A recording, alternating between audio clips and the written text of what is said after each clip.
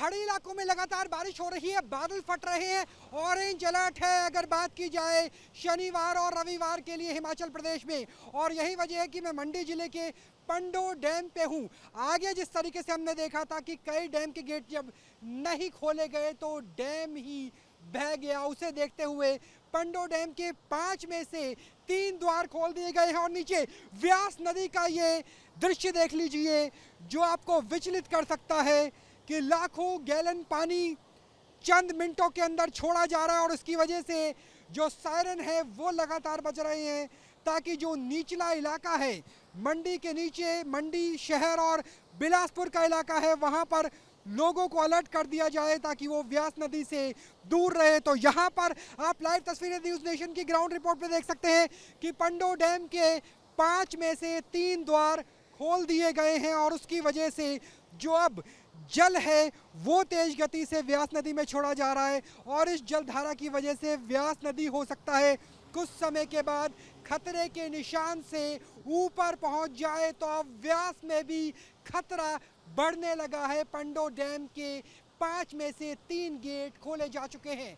पहाड़ी इलाकों में लगातार बारिश हो रही है, बादल फट रहे हैं, ऑरेंज अलर्ट है अगर बात की जाए शनिवार और रविवार के लिए हिमाचल प्रदेश में। और यही वजह है कि मैं मंडी जिले के पंडो डैम पे हूँ। आगे जिस तरीके से हमने देखा था कि कई डैम के गेट जब नहीं खोले गए तो डैम ही बह गया, उसे देखते हुए पंडो डैम के 5 में से 3 द्वार खोल दिए गए हैं। और नीचे व्यास नदी का ये दृश्य देख लीजिए जो आपको विचलित कर सकता है कि लाखों गैलन पानी चंद मिनटों के अंदर छोड़ा जा रहा है। और उसकी वजह से जो सायरन है वो लगातार बज रहे हैं ताकि जो निचला इलाका है मंडी के नीचे, मंडी शहर और बिलासपुर का इलाका है, वहां पर लोगों को अलर्ट कर दिया जाए ताकि वो व्यास नदी से दूर रहे। तो यहाँ पर आप लाइव तस्वीरें न्यूज़ नेशन की ग्राउंड रिपोर्ट पे देख सकते हैं कि पंडो डैम के 5 में से 3 द्वार खोल दिए गए हैं। और उसकी वजह से जो अब जल है